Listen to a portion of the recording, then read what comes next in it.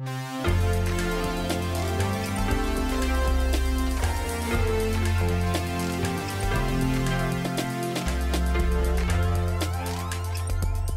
friends, and welcome to the second episode of a special weekly witness series introducing Texas Impact's legislative priorities for the next biennium. My name is Scott Atnip, your host and Texas Impact's Director of Public Witness, and this week we welcome members of our Board of Directors to discuss this set of legislative priorities that we hope will inform the advocacy work of Texans of Faith for the next 2 years. First, for those who are less familiar with our organization, the Texas Impact Board of Directors has about 50 members. They serve as delegates, appointed by our member denominations and faith traditions to represent the social teachings and policy positions of those appointing bodies. And in the summer of even-numbered years, the board members convene to develop a consensus policy agenda and set of legislative priorities.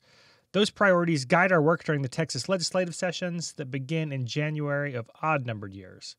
And y'all, I really love watching this process as representatives of diverse faith traditions, faith backgrounds, study their own traditions' social statements and consider the most pressing issues facing our state. And when the board met in July to develop their 2023 legislative priorities, there was certainly plenty for them to consider. This is the second weekly witness episode in a 3-month series talking about these policy priorities and taking a deeper dive into the full set of priorities, which you can find online at texasimpact.org. But to summarize briefly before we jump in, Texas Impact's legislative priorities this biennium fall into 4 big categories: economic justice, climate justice, civic engagement, and human rights. Under those headings, we're prioritizing some hot-button issues like reproductive justice and gun control. We're maintaining our long-standing support for public schools and urging climate action. And we're looking for ways we can strengthen our democratic systems. Obviously, faith communities and weekly witness listeners care about a wide range of issues. But we believe the issues the Texas Impact Board has identified will be live issues in the upcoming legislative session, and they're important issues for Texans of Faith to speak to. So I hope you'll tune in for the whole series because there's a lot to consider before 2023. And speaking of 2023, Texas Impact's hosting a series of faith and democracy events this summer and fall that will help Texans of Faith prepare for both election season and the 2023 Texas legislature. We announced the first of those events this week, which will take place in Dallas, September 11th. So check our website and social media for Faith and Democracy Dallas, and watch for more events to be announced in the weeks to come, maybe in a community near you. Today, we're joined by 4 Texas Impact board members to share their individual perspective on the work and thought that they put into the process of developing Texas Impact's legislative priorities. We hope you enjoy the conversation, and I hope you'll take a moment to invite a friend to take this journey with you as we walk through Texas Impact's legislative priorities.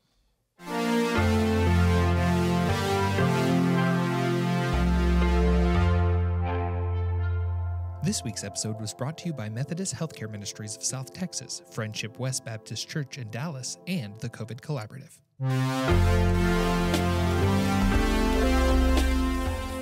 Joining us today as we continue our series on Texas Impact's legislative priorities is a panel of Texas Impact board members. As we've mentioned, Texas Impact operates on a consensus basis, developing legislative priorities important to our member faith traditions. So what better way to understand the legislative priorities of Texans of Faith than by talking with representatives of those faith traditions? And here with us for this conversation are board members and board president, Reverend Franz Schemmel, and ELCA pastor with Messiah Lutheran Church in Weatherford. Hey, Franz. Hey, good morning. Good morning. Thanks for being with us. We have with us Rabbi Nancy Kasten, Chief Relationship Officer with Faith Commons in Dallas. Hey, Nancy. Hi, Scott. Good to see you. Good to see you, my friend. We have with us Reverend Paul Klitzke, Rector at Episcopal Church of the Ascension in Dallas. Hey, Paul. Howdy. And finally, last but not least, we have with us Darlene Alfred, board member with the National Office of United Women in Faith, formerly United Methodist Women, and conference lay leader with the Central Texas Conference of the United Methodist Church, which basically means she's in meetings all day, every day. So Darlene, thanks for being with us. Good morning, Scott, and thank you. Yes, you are correct. All right, friends. So let's jump right in, and I'm going to start with our board president. So Franz, as board president, can you talk to us some about the process of determining Texas Impact's legislative priorities? I think we talked last week about the fact that this is a really intentional process that tries to allow everyone to bring the wisdom of their unique faith traditions to create a consensus set of priorities. So can you talk to us some about that process and why it's important? Well, Texas Impact has 50 years of legislative priorities concerned for the general welfare of the people of Texas and of a particular concern for those who are marginalized or in personal difficulty health-wise or food-wise or education-wise or immigration status-wise. And we feel that in having those concerns, we do reflect a broad consensus of faith traditions encompassing not only the Christian faith, but also Islam and Judaism and Buddhism and Unitarians and others that might be outside the original founding group was kind of what you might call mainline mainline Protestant Christians. So I think around the phrase love your neighbor or love your neighbor as yourself or some phrasing of that, there is a broad consensus among people of faith. In addition, our faith bodies, many of them have a tradition of social statements or social teaching, which they as a faith tradition try to follow among themselves and hope to bring society along and with some social change in line with those. So what we try to do in developing a legislative agenda is share those concerns from our faith traditions among our membership, and especially those elected to the board, but also in consultation with our faith leaders who might not be on the board. With the idea of hoping that on issues we can find a strong common voice. And it's interesting how, in spite of the great diversity in worship and theology and other things, that in regards to social policy, there are many areas, even controversial areas, where we can find broad areas of agreement and commitment so that we can work together. Yeah, I really do love watching the board come together and come to consensus on some issues that many people would think there might be significant differences. And so I do think that is kind of a special process. And I wonder if you all can weigh in a little bit here. I know producer Davey was very sad that we don't have a weekly word today, but I was convinced that you all would be able to share a little faith language at the beginning. So I'm curious, you've all made a decision to spend some of your time, some of your ministry work, some of your advocacy work participating as a Texas Impact board member. So before we jump into these policy issues, I wonder if you can talk some about how your faith influenced the decisions that you made in this process, and how your faith inspired these priorities that shapes your advocacy work. Hey, Scott, this is Darlene. So I am, of course, a member, an active member in the United Methodist Church. And I was not originally born and raised United Methodist. I came from another denomination, like many people. But when I got involved with the United Methodist Church and when I began to learn more and do more, I learned the teachings of John Wesley and how that all worked. And for me, as Methodist, you believe that there is a very personal relationship with God. And when you have that personal relationship, it transforms your lives. It gives you the purpose and the meaning that you have. It shows you things that you can do and should do in your faith. And for me, something that anyone who knows me has heard me say multiple times, for me, the one thing that I love most about that and how my faith helps me is that faith is an action word. And in doing so, it reminds me and it keeps me grounded that I need to take action. And I need to be able to stand up for those who can't, to speak for those who can't, and to sometimes take a specific action for those who can't or won't for various reasons. And if I have the ability to do that, then that is something that I feel that I am called to do. So as a layperson, it means the world to me to be able to take action on behalf of someone else, because I am my brother and my sister's keeper. And if I believe that, then I should do everything within my power to make that happen. You're not going to make the rest of us go after that, are you? I mean, it almost seems unfair, right? But I am confident that I'll struggle and try to add to it just to say, I mean, all of that, and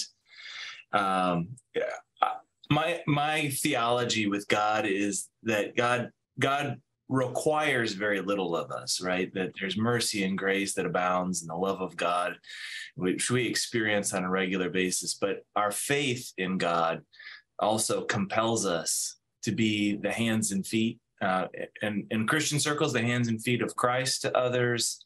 But whatever your tradition, I think that to be faithful and to believe in this God of mercy, grace, and love means that we are also tasked with sharing what we've received from God with others. And I think that pairs well with what Darlene so beautifully articulated for us, but it's also part of what means my faith drives me into advocacy and this arena. So, well, that gives me something to jump off from, because as a rabbi and as a Jew, I mean, primarily as a Jew who has always kind of seen the world through Jewish eyes, I go back to the idea that actually God requires a lot of us, and that we were really created, that human beings, all human beings were created in God's image to be God's partners here on earth, to do the work that God needs us to do. And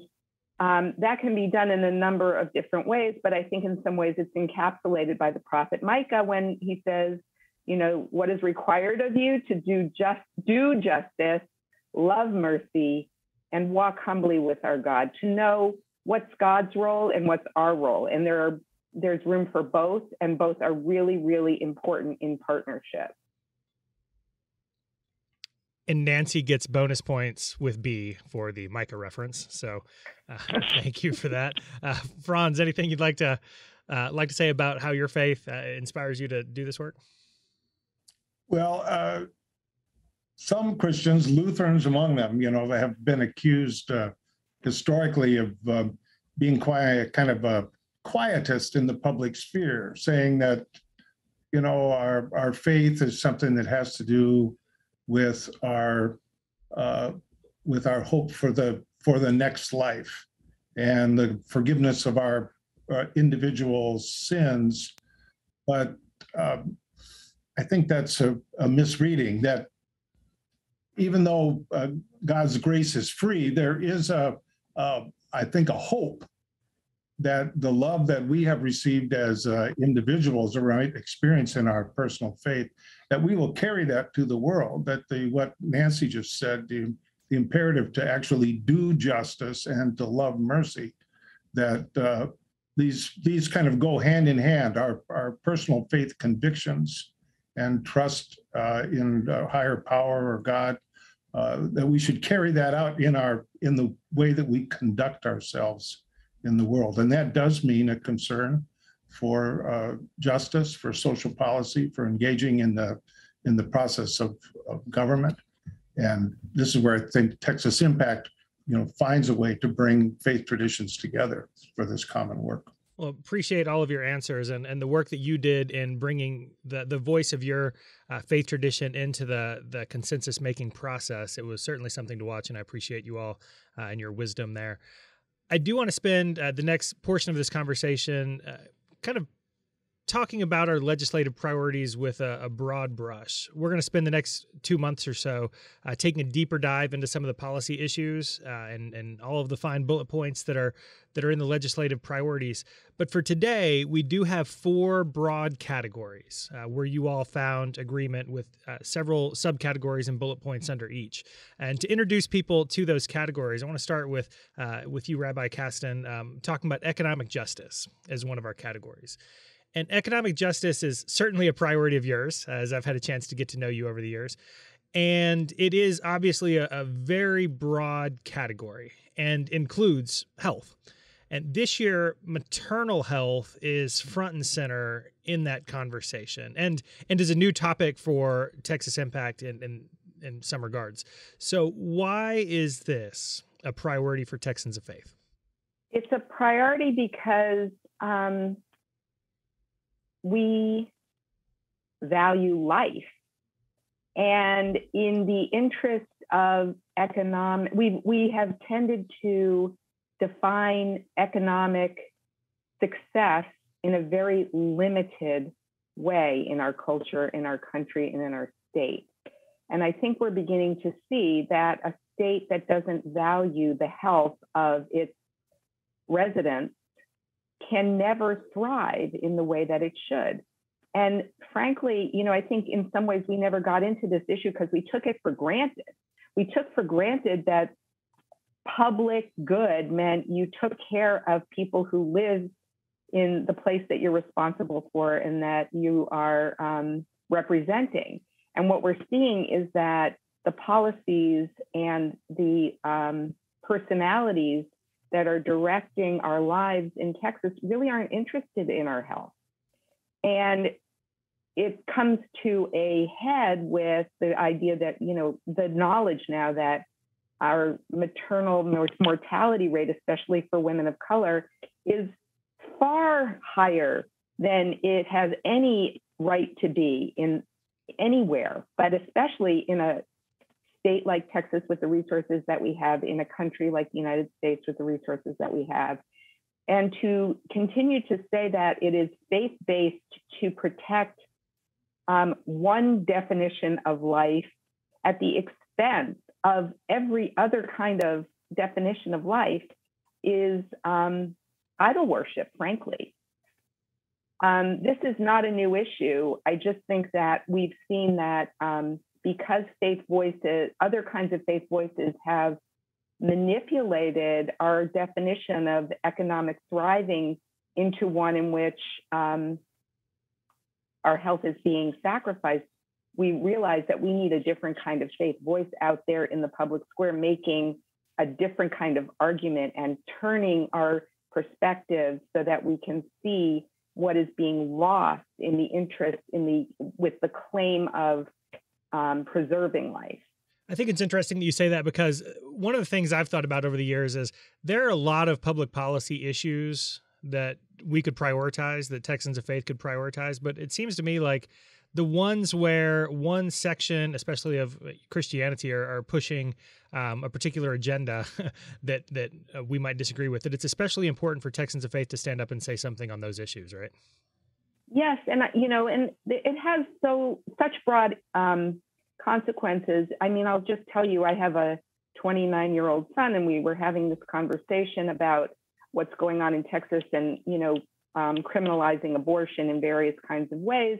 And he lives in California right now. And we said, well, would this impact your decision about whether or not to move back to Texas? And he said, well, probably not if the job was the right job. And, because I would probably always have access to whatever I would need. And I said, but, you have to think about the ultimate consequences of our decisions. Criminalizing abortion means that the best OBGYNs who are graduating from medical school aren't going to come practice in Texas. And when they don't come practice in Texas, you don't get high quality reproductive health care for anybody. So you have to kind of realize that there's a ripple effect and consequences beyond the sound bites and the very narrow interests that tend to occupy the public sphere.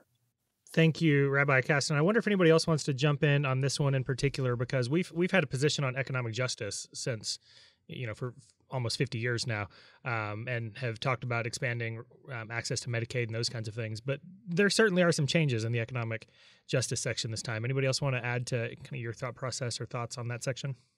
But we're talking about abortion as a part of in the context of economic justice. And I think we also have to put it in the context of respect for women and the decisions that they would like to make about their personal health and safety and economic and physical welfare. And also, I think most of our faith traditions are willing to draw some distinction between the actions one might take according to your personal conscience or your decision for yourself and what would be good as a law that would govern everyone. And I was surprised as we went around and shared at our board retreat that on this issue of abortion, that even though there was variance, I think, in the what you might call the teaching that you might give to an individual member that of a personal decision or of their own conscience, how it might work, there was consensus that as far as public law, that the overturn of Roe versus Wade was a terrible mistake. And that the rights of women to be able to conduct their lives, especially in matters of health and reproduction, that they have as much possible freedom as the law can allow to conduct themselves, and to trust women to make good decisions, and not just trust them, but respect their human right in this matter that is, I mean, I just cannot say how profound it was for me when one of my daughters suffered life-threatening complications during her delivery. And I thought, wow, this is something that I, as a man, I am never going to face. And here she has entered into this, with, willingly put her life at risk. And I thought, you can't force somebody into doing that. That has to be something that they take on themselves by their own choice and decision. And I think all of our faith traditions recognize this deep regard that you should have for women and their reproductive rights and freedoms. Yeah, it is going to be interesting to watch over the course of the next few weeks and months, because this, because of Roe, we haven't had as, I don't even know if I want to say it this way, but we haven't had as many big conversations in the Texas legislature where people were paying attention to this as kind of a central issue. So it will be interesting, especially in light of, we're recording the day after Kansas voted yesterday. So it'll be interesting going forward. I appreciate y'all's thoughts and conversation. The next issue I do want to turn to, though, is climate justice, which is the second of our four big categories of criteria. And Paul, Reverend Klitzke, I was first introduced to you in relation to your climate activism that you've been a part of for years. And it's certainly front of mind for many Texans this summer as we experience the impacts of climate change and, having to turn our air conditioners up and worried that the grid might fail again and all of those things. So it's front of mind this summer. It was definitely front of mind when the grid failed last winter. Talk to us some about why this is a priority for you and other Texans of faith. Certainly. Thank you. Climate change, creation, all of creation. We as humans have some responsibility, God-given responsibility, delegated to care for God's glorious creation. And so how we care for it can take many forms. I moved into the act of actually advocating for legislation around the energy sector and things back when I lived in Alaska. And certainly there are some places in this world where the effects are more profound, and that is one of them. We get to witness some of those things firsthand. And so it did something in me to bear witness to some of that. And then later and other places to see it. We're seeing it here as well. And I think part of what compels me to the advocacy is there are some things that can only be accomplished through legal action or through our collective communal action in order to address climate change. How we deal with the energy sector, how we deal with emissions and standards for vehicles and things, all are things that we need to enter into communally. The other thing I like about advocacy and climate change is we also do have an opportunity each as individuals to take meaningful action to demonstrate our commitment to it. So if we as individuals are reducing our own emissions through adjusting our thermostats, through unplugging things that aren't being used, through reducing the miles or reconsidering trips or being intentional about our daily practices, we each can have an impact on the outcome. Our individual impact, when measured against the total, it can be frustrating, but it can also be an inspiration to our neighbors and to our friends and our family to partner with us. And I hope that not only does it have some small difference in the collective when I make those actions personally, I hope that it gives me firmer ground to stand on when I go to my legislator and say, we need stronger laws to protect our environment, to protect creation. And if I can demonstrate through my personal living a deep commitment to that, then I hope that that has some bearing and firmer ground to stand on as we advocate for stronger laws in this arena as well. And there's certainly space for those conversations now. Right? People started paying attention after the grid failed. People have certainly been paying attention this summer. But if we do a deep dive into this issue, there are so many things that we could work on. And some of it's, go back to the economic justice piece. Some of it has to do with creating great jobs here in Texas for, renewable energy and those kinds of things, right?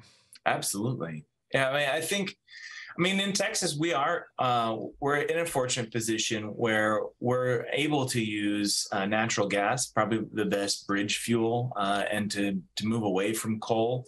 But we have a responsibility to actually expand kind of our practices. I mean, the incorporation of renewables, of course, is part of that. And I mean, I think that if we looked over time, not just in Texas, but across this nation and probably across the world, we have, intentionally or not, funded any number of different fuels, right? We've underwritten some of the costs over time to support coal or natural gas or oil. And so it's, I think, no different to ask for some support as we look to embrace renewables as part of that grid. It is funny, having lived in Alaska and some of these places where you literally maybe don't have the opportunity to be part of a grid. There's a notion of being off grid. I know I've got some folks here who've just put in solar and they say, well, I'm still on the grid. And that's really better. And when we talk about communal action, you don't want to be off of, if you don't have to be off of grid, you don't have to be, if you're not in a really remote place, it's better to be connected because then you get to share your renewables when you're producing more than you're using, and you don't have to find a way to store it. And then when your renewables are solar or whatever it may be isn't adequate, you're part of a grid that helps support you. And I think that piece speaks to kind of all of our legislative agenda, that the interconnectedness is really important. Rabbi Kasten, I know this is also an important issue to you, and there's a lot of work going on in the Dallas area. There is a lot of work, but I just wanted to point out that, it's important to call out lies and misinformation. And it's great to say that we do have individual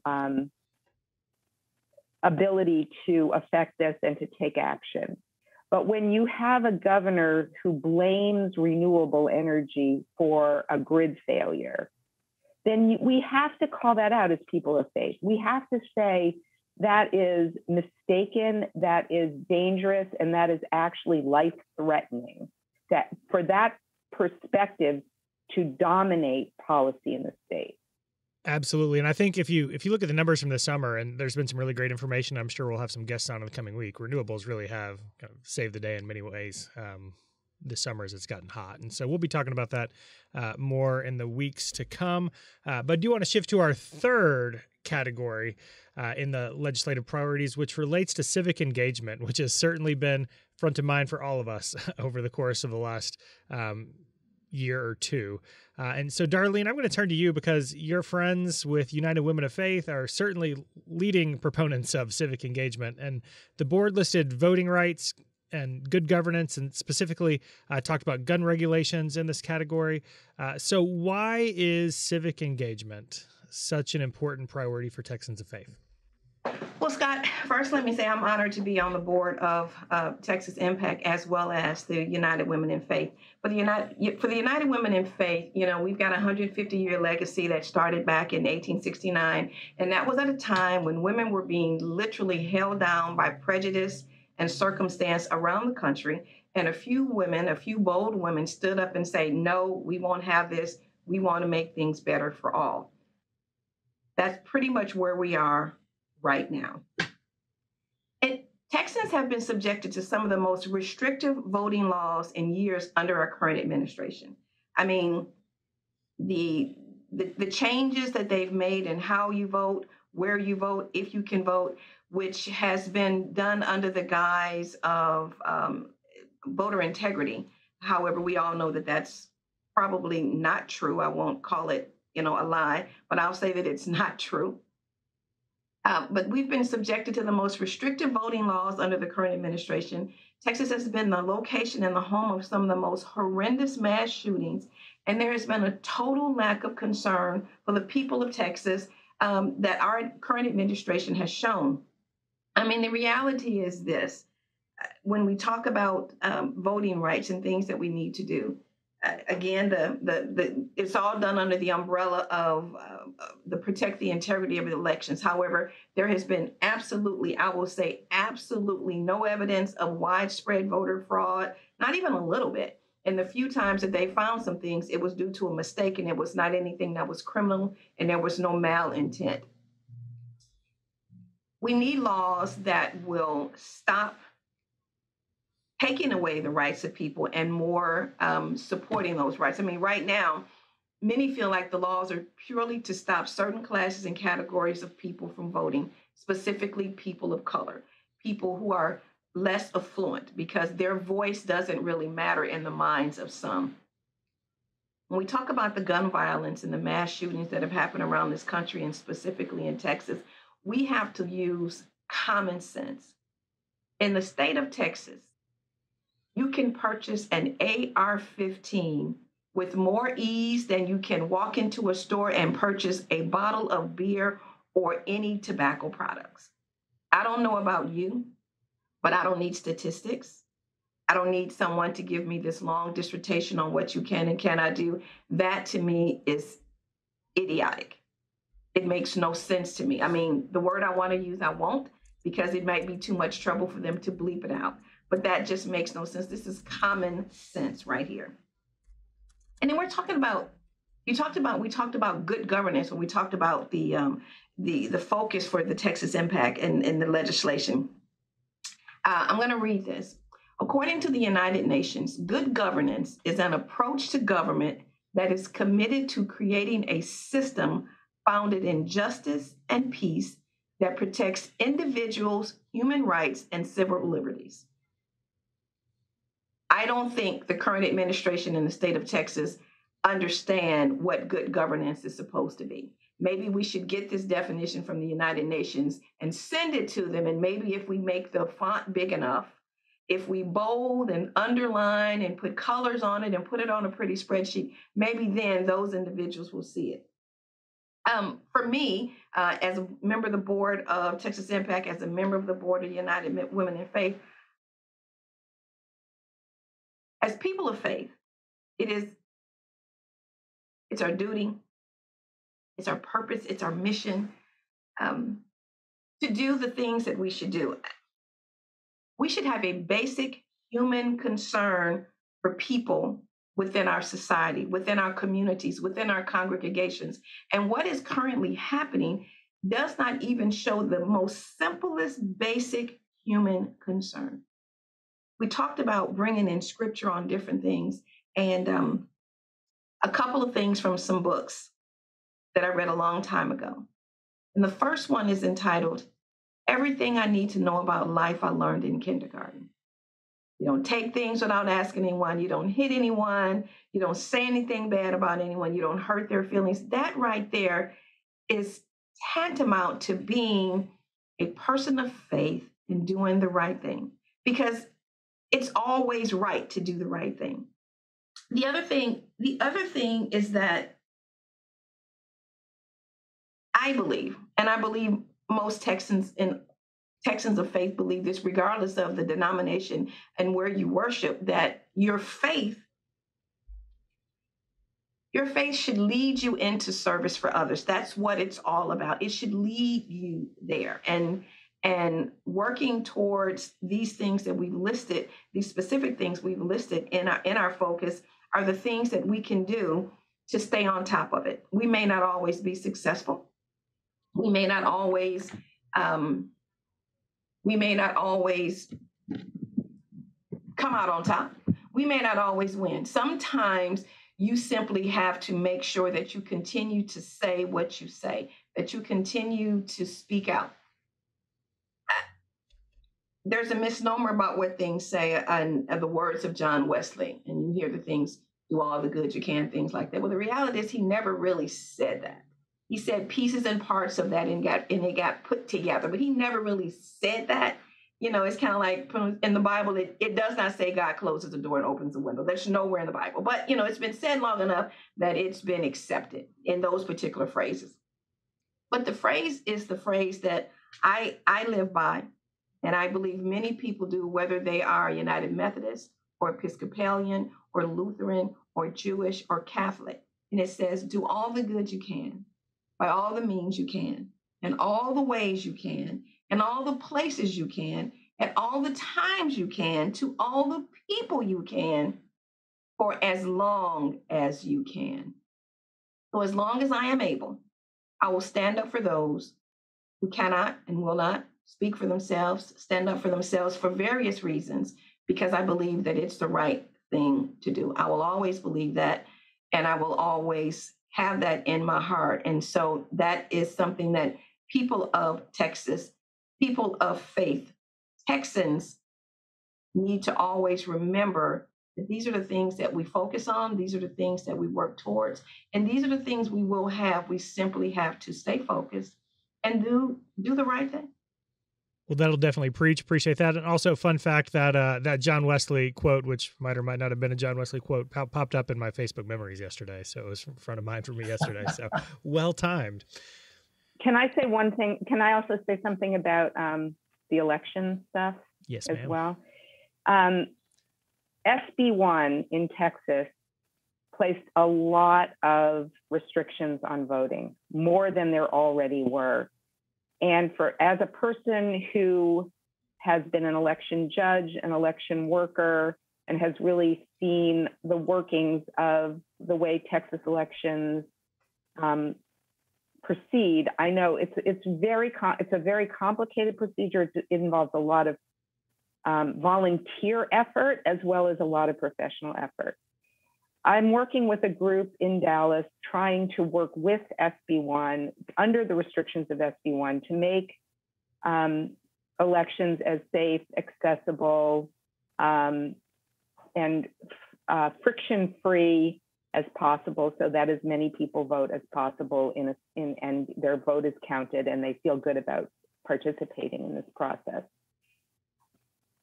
It has become very clear that we are a nonpartisan organization. Texas Impact is nonpartisan. As a rabbi, I don't function as a Democratic rabbi or a Republican rabbi. I'm a rabbi. I belong to a congregation that includes people of both parties and no party.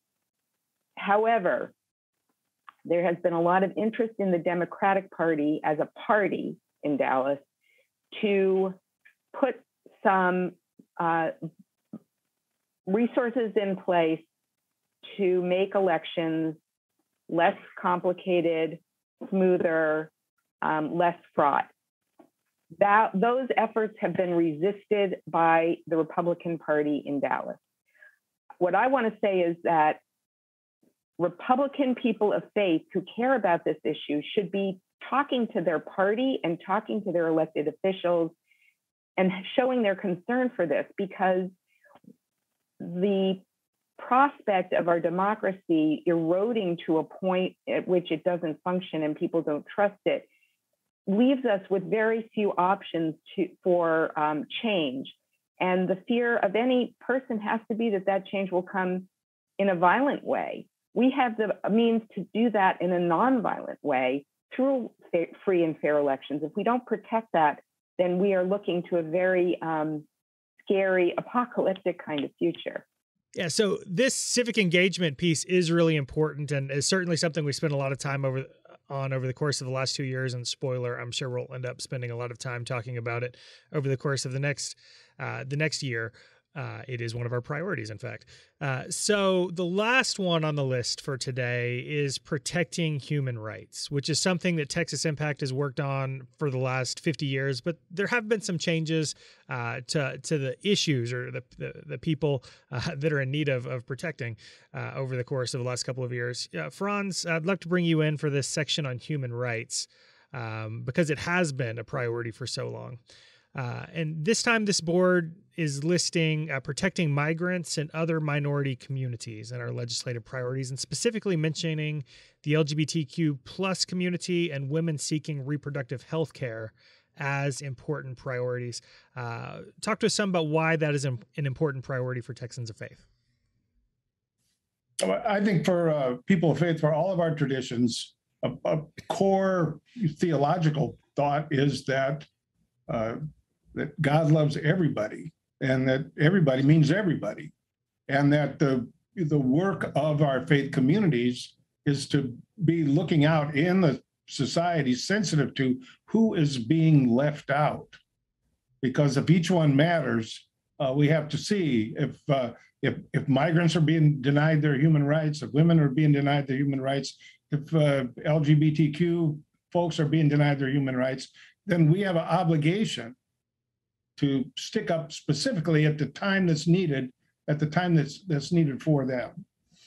So the phrase Black Lives Matter got picked on in some circles because the people wanted to say all lives matter. Well, I think because we do all accept that all lives matter, then if Black people are in trouble, then we have to say, loud and clear, Black lives matter.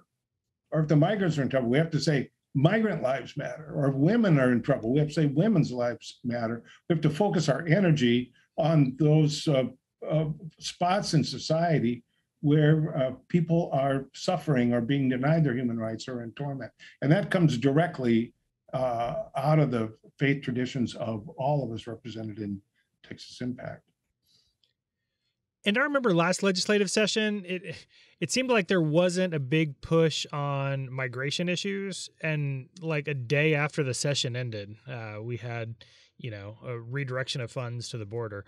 And so back in the spotlight. And then, soon after session ended, attacks on trans kids and their families started popping up in the news. And so this is certainly something we're going to be focusing on, sadly, I think, for the next couple of months, right? Scott, when I hear human rights and I hear things about human rights, I get, you know me, and I think Franz and Paul have been in meetings with me and seen that I can get very passionate and excited. And I used to apologize for that when I was younger, but I don't anymore. When you think of human rights, it's about, what's the old adage? It's the right to life and liberty and freedom from slavery and torture and the freedom of freedom of opinion and freedom of expression, that you are protected everywhere from any type of harm doing, just, again, a basic need, the human right. Somewhere along the way, we have decided, without saying, but we have decided as a country, and specifically in Texas, that some lives are more important than others, that some rights by some people are more important than others. Right. And that, to me, is it's not only criminal, but when I get past my passion, where I'm excited and I'm loud and I'm boisterous, it makes me sad that the individuals who make these laws, who vote for these laws, they go home at night, they look in the mirror, they look at their families, and they say, well, this is okay. And so when I think of those who would trample on the human basic rights of others, I always ask myself, how exactly do you sleep at night? And when you look in the mirror at night, what do you see? Because for me, that's important. What do you see? Friends, so as we wrap up today, I think one of the important things for us to remember is that these legislative priorities are there to have us think about what priorities we as Texans of faith should be focused on. But more importantly, I think, is that they're calling us to action, that we should actually be doing something with these legislative priorities. So I'd love to ask each of you, what do you hope people will do now that we have these set of legislative priorities in front of them? And Rabbi Kasten, we'll start with you. Thanks, Scott. I hope that people will claim their agency as citizens of a country, of a state, of a community that upholds life, liberty, and the pursuit of justice for all. And these are unalienable rights that derive from our faith traditions. They're not separate from them. We can't rely on hoping, praying that things are going to change. Those things, it's important to hope and pray. And part of what we need to hope and pray for is that we have the strength, the wisdom, and the insight to act in a way that is, once again, in accordance with Micah's words, to do justice, to love mercy, to walk humbly with our God. Like Nancy, I hope people will act. They will study the issues, that they will vote, that they will contact their legislatures. And the purpose of Texas Impact is to help people on that task of getting the information they need, of learning how to interact with their legislators, and learning how to encourage themselves and others to participate in the political process. I think we have there's an urgency right now in the time when certain aspects of freedom and the possibility of even the laws of democracy, we're facing that, like Nancy says, and I think just passively waiting for the worst to come is a terrible stance for people of faith, that we need to take action. I hope also that if there's a hope for people collectively, in addition to action, I hope we listen. I hope we listen for God in all of this, listen to our hearts in this, listen to the scriptures, whichever scriptures you turn to. And I hope we listen to each other, maybe especially the people we disagree with. I think we're in need of healing as a nation, and I don't think we get there without slowing down to actually hear each other, give voice to the concerns that motivate your voting, whatever actions you're taking, whatever advocacy you're making. And if we're not listening to each other, we're not going to get there. The fear would be that we'd be acting just against each other. But it's in listening that we're better informed to have a reasoned conversation with one another. Unless we listen, it won't happen. I would say when we talk about the priorities that have been set forth, I echo everything that's been said, and I would add that sometimes people have ideas and they have things that they want to do, but they don't know where to start. You have these wants and these dreams, and you have all of these things bottled up, but you don't know where to start. I think this will give people a place to start. As Paul said, that we need to understand where they are. We need to listen. We probably need to, in some instances, some need to talk less and listen more, and some people need to do just the opposite. But this will give folks a place to start to say, this is important to me. This one thing right here is important to me, and Texas Impact can provide me a way for my voice to be heard, for me to be seen, for me to be able to stand up. And it's always easier to stand up when you are not alone. And I think this will help people know that they are not alone. Listeners, you are not alone. We have a network of folks who are looking to build relationships, who are looking to do this work, and we'll certainly have opportunities in the course of the next few weeks to connect you through our Faith and Democracy events, our legislative engagement groups, rapid response teams. So be watching texasimpact.org for opportunities to get involved and opportunities to connect with others in your community. Franz, Paul, Nancy, Darlene, really appreciate the work, the ministry that you're doing every day on behalf of a Better Texas, and for sharing a piece of your expertise with Texas Impact. So thank you for the time. Thanks for all you do.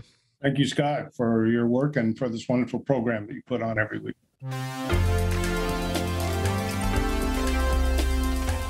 I'd like to thank our guests today, Reverend Franz Schemmel, Rabbi Nancy Kasten, Father Paul Klitzke, and Darlene Alfred. But I especially want to thank you for tuning in. And I hope that you'll plan on tuning in and sharing the series with your friends and networks. We're excited about the guests we have coming up in the next couple of weeks and the content we'll be covering.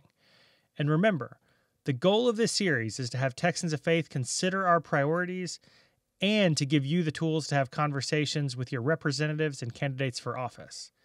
Y'all, this is an important time for Texas, and I don't say this lightly. This might be the most important time in recent memory for Texans of faith and good conscience to engage in the policy realm. And we hope Weekly Witness is a tool for you to engage in a meaningful way. If you have questions or suggestions, we'd love to hear from you. You can reach me at scott@texasimpact.org. And make sure to leave us a rating or review and leave us a comment in the feed.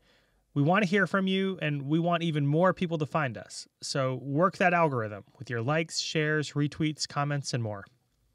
All right, I think that's about enough Weekly Witness for this week, so we will catch you next week. But between now and then, make sure that you subscribe to the podcast and check to make sure you and your congregation are members of Texas Impact at texasimpact.org. And then make sure that you subscribe to all of our social media feeds so you can keep up to date with upcoming events like Texas Impact's Faith and Democracy series. Friends, summer break is about over. My oldest child is back in summer band, and school starts next week. I know, I can't believe it. Now is the time to plug back in. The world needs Texans of Faith active and engaged. So let's get to work.